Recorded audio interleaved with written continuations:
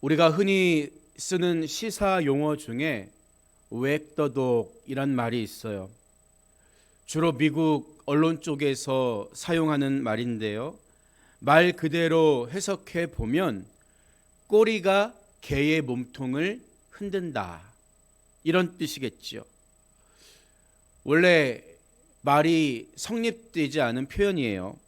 개가 꼬리를 흔들 수는 있어도 꼬리가 개를 흔들 수는 없기 때문이에요. 그래서 이 말은 주객이 전도되고 본말이 뒤바뀐 것을 비유적으로 가리키는 표현입니다. 주로 경제 분야에서 웩더독이라는 말을 쓰는데요. 선물 매매가 현물 시장을 좌우할 때 웩더독 현상이 일어났다, 이런 말을 사용합니다. 그리고 정치 분야에서도 이 표현이 쓰이는데요.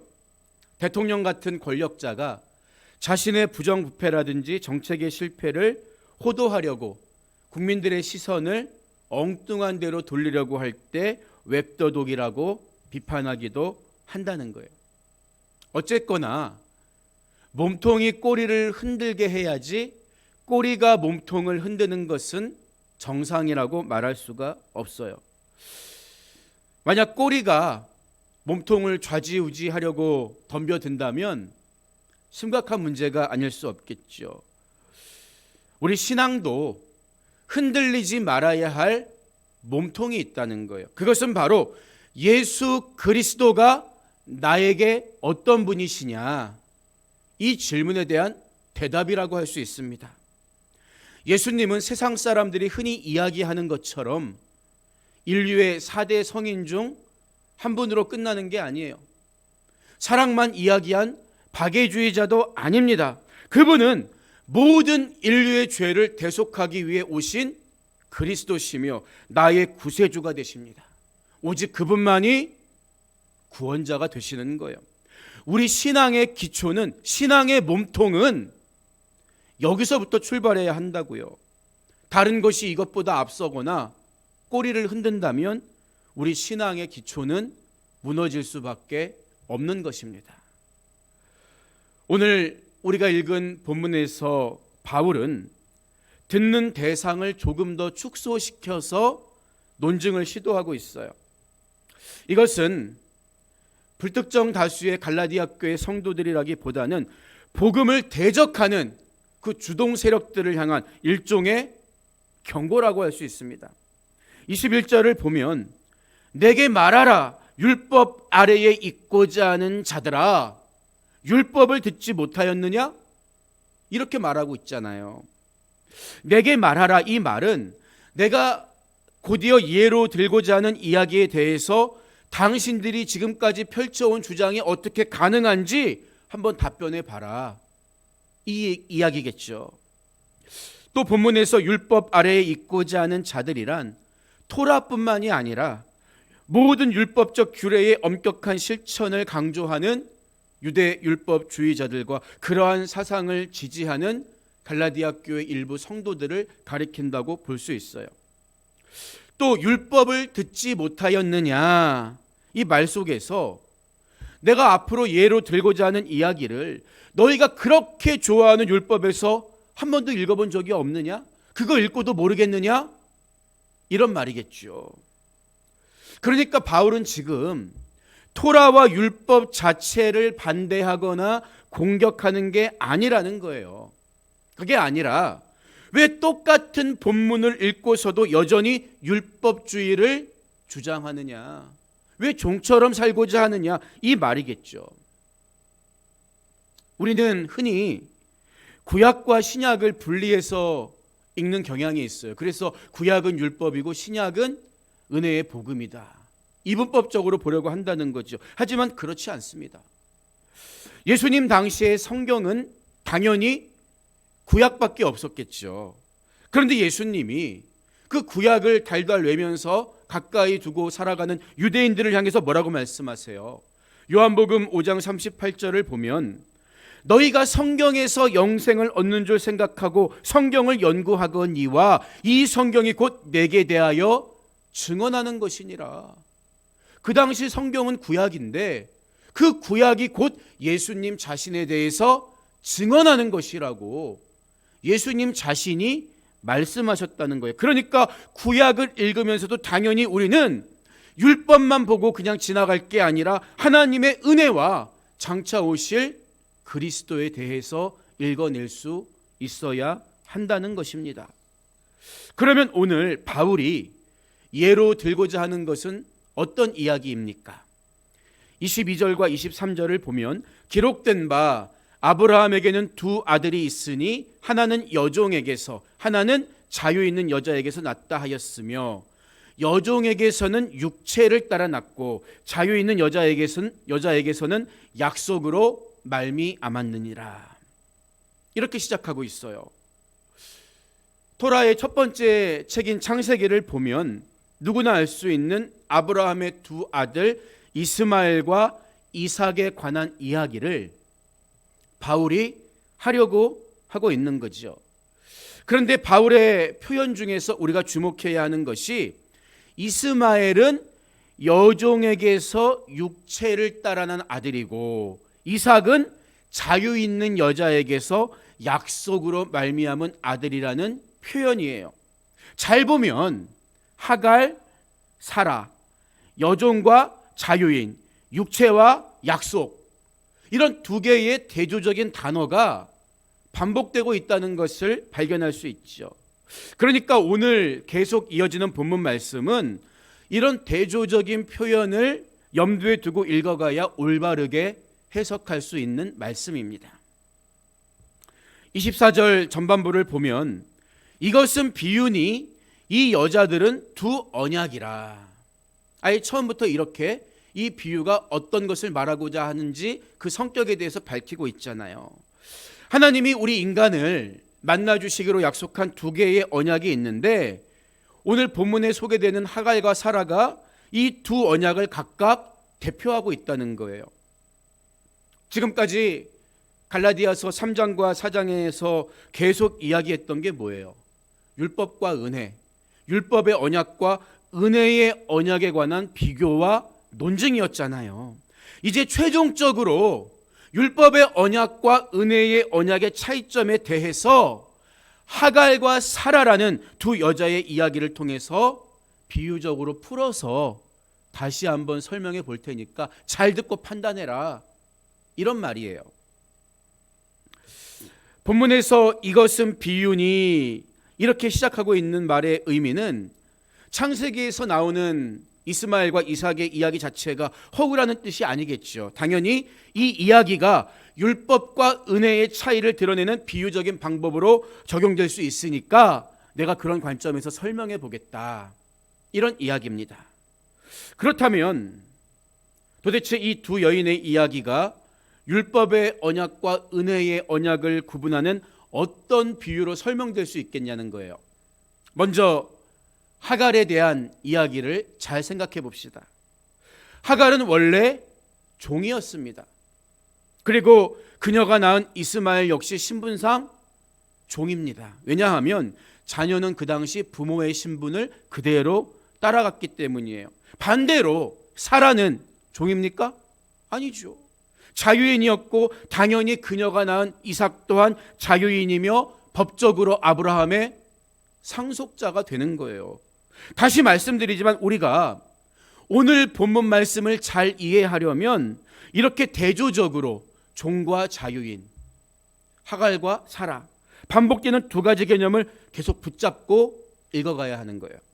먼저 하갈은 율법의 언약 곧 모세가 율법을 받은 시내산 언약을 대표하는 사람이라고 비유할 수 있는 거죠. 그래서 24절 후반부와 25절을 보면 하나는 이 하갈을 가리켜요. 하나는 시내산으로부터 종을 낳은 자니 곧 하갈이라.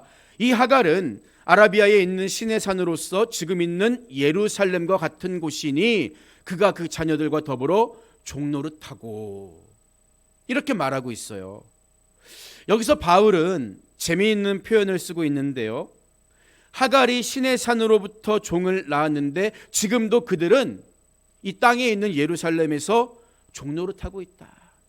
여전히 자유롭지 못하다. 이렇게 비유하고 있는 거예요. 여러분, 바울이 지금까지 율법에 매인 사람들을 단적으로 표현할 때 빈번하게 사용한 말이 뭐예요? 종 또는 종노릇, 이런 말이었거든요. 왜 이런 표현을 계속 반복적으로 쓰고 있을까요?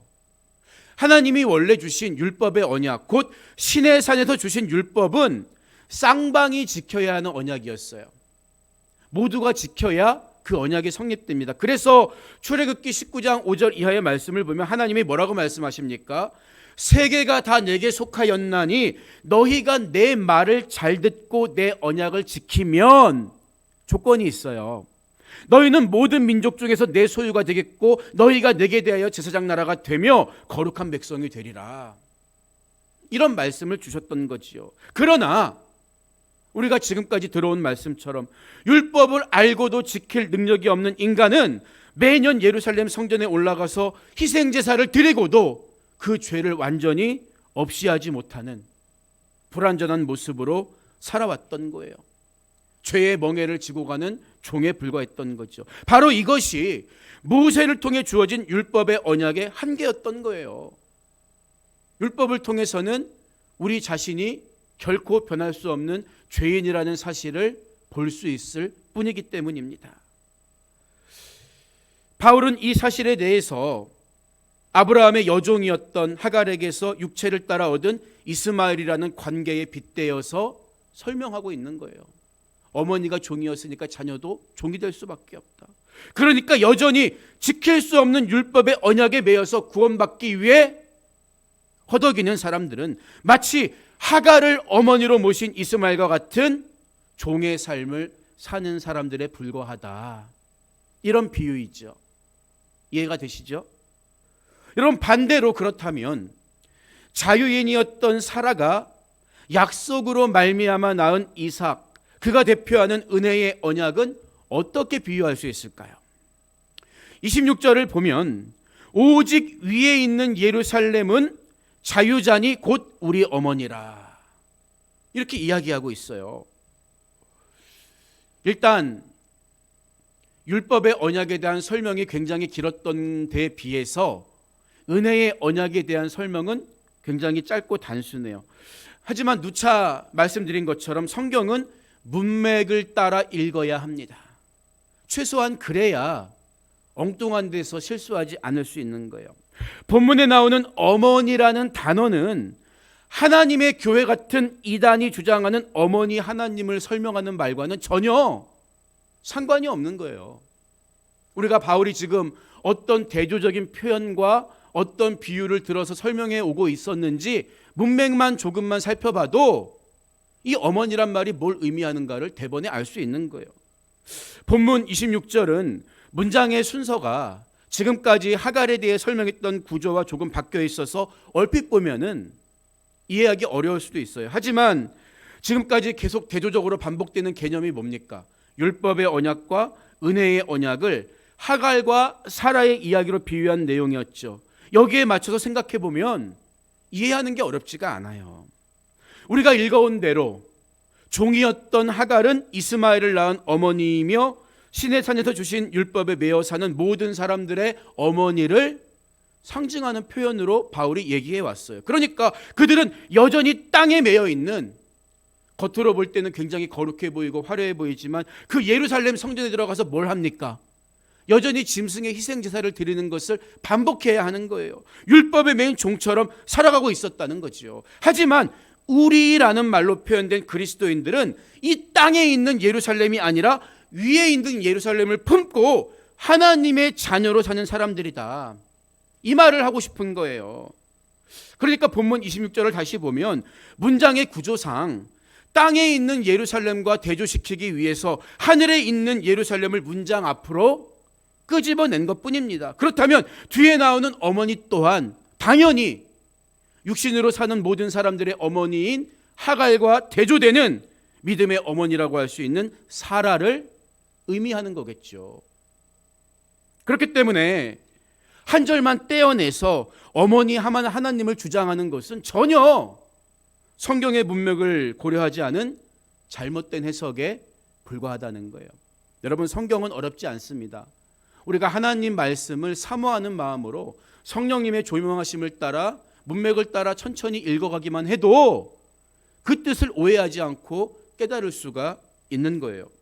더구나 이어지는 27절과 28절을 보면 26절에서 언급된 어머니가 하나님이 아니라 모든 언약의 자손들의 어머니를 가리킨다는 것을 다시 한번 확인할 수 있잖아요. 기록된 바 잉태하지 못한 자여 즐거워하라, 산고를 모르는 자여 소리질러 외치라. 이는 홀로 사는 자의 자녀가 남편 있는 자의 자녀보다 많음이라 하였으니 형제들아 너희는 이삭과 같이 약속의 자녀라. 이렇게 말해주고 있잖아요. 여러분, 그러니까 우리가 본문을 통해 깨달아야 하는 사실은 뭐예요? 영적 부모를 이야기할 때 아버지만 중요한 게 아니라 어머니도 중요하다. 보세요. 무슬림도 아브라함을 이야기해요. 그러나 우리에겐 어머니가 중요한 게 종이었던 하갈이 낳은 이스마엘이 아니라 자유인이었던 사라가 낳은 이삭이라야, 육체를 따라 하갈이 낳은 이스마엘이 아니라 언약을 따라 아이를 낳을 능력이 끊어진 사라가 낳은 이삭이라야 상속자의 계보를 이어갈 수가 있다는 거예요. 그래야 예수 그리스도가 약속대로 이 땅에 오시는 은혜의 통로가 될 수 있기 때문입니다.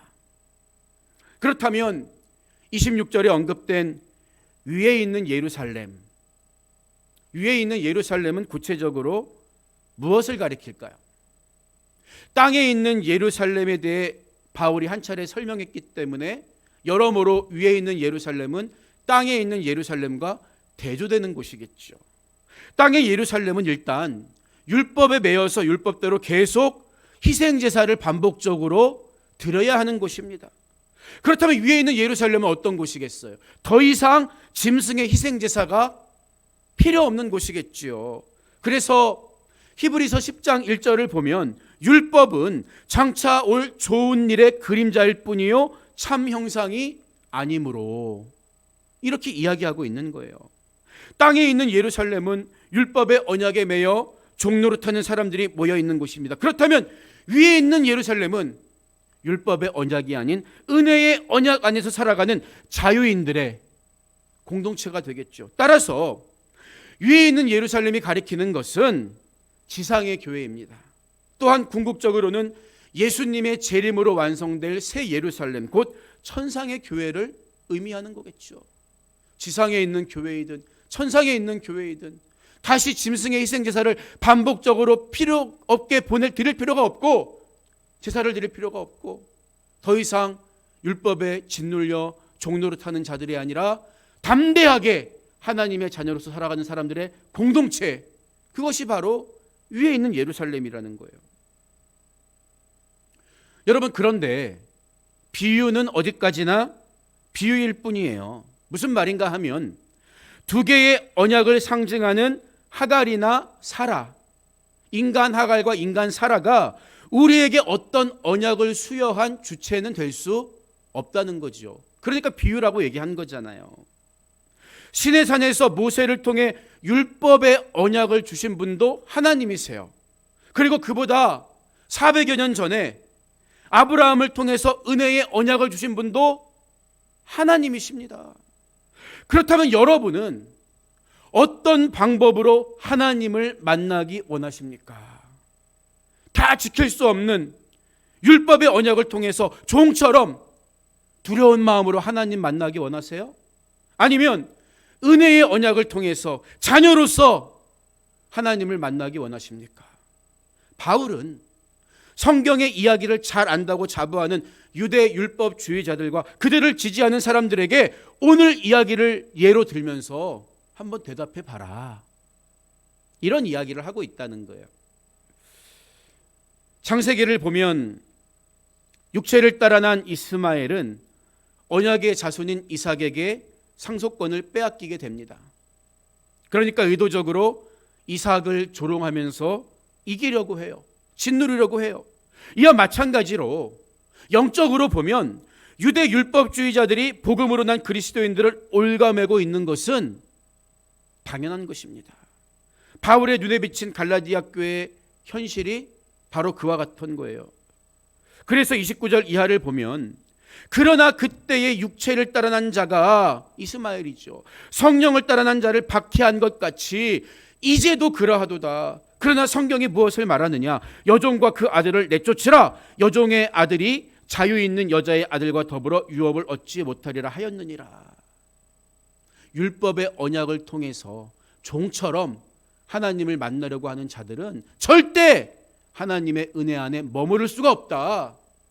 두려워하지 말아라. 그들을 쫓아가지도 말아라. 일갈하고 있는 거예요. 여러분, 거짓은 절대 진리를 이길 수 없습니다. 그럼에도 불구하고 악한 마귀는 허장성세로 세상의 철학과 잡다한 지식을 끌어와서 하나님의 자녀에게 받은 구원을 쏟아버리게 하려고, 두려움을 주고 물러서게 만들려고 하는 거예요. 여러분, 예수님도 이 땅에 오셔서 미움받으셨어요. 조롱당하셨습니다. 예수님이 비도덕적이거나 비윤리적이어서 미움받고 조롱받은 게 아닙니다. 그분이 진리이시기 때문에, 진리를 선포하셨기 때문에 불의한 세상은 그분을 미워하고 십자가에 못 박아 죽였던 거지요. 마찬가지입니다. 육체를 따라 난 종의 자식 이스마엘이 언약을 따라 난 자유인의 자식 이삭을 희롱했던 것처럼 육체를 따라 난 자가 성령을 따라 난 자를 핍박하는 것은 주님 오시는 날까지 반복될 거예요.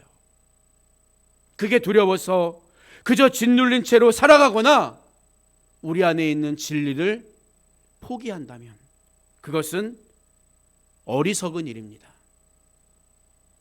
사실 자유라는 말은 일종의 추상적인 개념이기 때문에 평소에 그 의미가 잘 다가오지 않을 수 있어요. 여러분, 하지만 속박을 받아본 사람이라면 그 자유의 의미와 벅찬 감격에 대해서 그 누구보다도 잘 알 수 있을 것입니다. 지금까지 종이라든지 멍에로 표현된 율법 아래 살던 사람들은요, 그것으로부터 벗어난 자유로운 삶이 얼마나 감격스러운지 알고 있을 거예요. 무거운 죄짐을 살고 허덕이면서 살아온 사람들은 그 죄짐을 벗어던진 자유함이 얼마나 행복한지 설명할 수가 있을 것입니다. 그래서 바울은 그런즉 형제들아, 우리는 여종의 자녀가 아니요 자유 있는 여자의 자녀니라. 그리스도께서 우리를 자유롭게 하려고 자유를 주셨으니 그러므로 굳건하게 서서 다시는 종의 멍에를 매지 말라. 선언하는 거예요. 율법의 언약을 통해서 죄인이라는 것을 깨달았다면 이제는 은혜의 언약을 통해서 하나님의 자녀로 살라는 것이 오늘 주신 말씀의 결론이에요. 오늘 말씀을 마무리하겠습니다. 17세기 영국의 청교도 성직자이자 신학자였던 셰뮤얼 볼트는 크리스천 자유를 묻다라는 책에서 율법에서 자유한데 율법을 지켜야 하는가? 이런 질문을 던져요.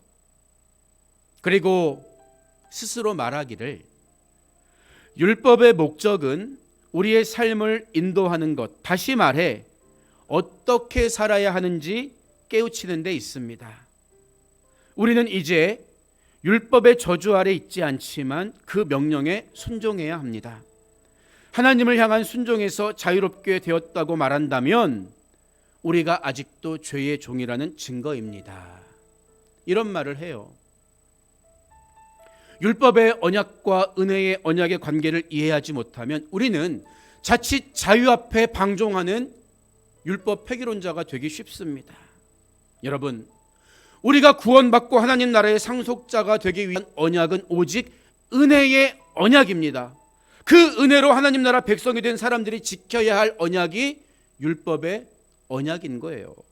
이와 반대로 율법의 언약으로 구원받으려고 한다든지 하나님의 자녀답게 살지 못하면서 은혜의 언약만 앞세울 때 우리는 이상한 그리스도인이 되고 마는 것입니다. 구원받은 은혜에 감사하며 기쁨으로 말씀에 순종하는 것이 그리스도인의 진정한 자유입니다. 종이 아닌 자녀로서 하나님을 성공시켜드리는 삶이 여러분의 기쁨이 되는 귀하고 복된 삶을 살아가는 여러분 모두가 되시기를 주님의 이름으로 축원드립니다.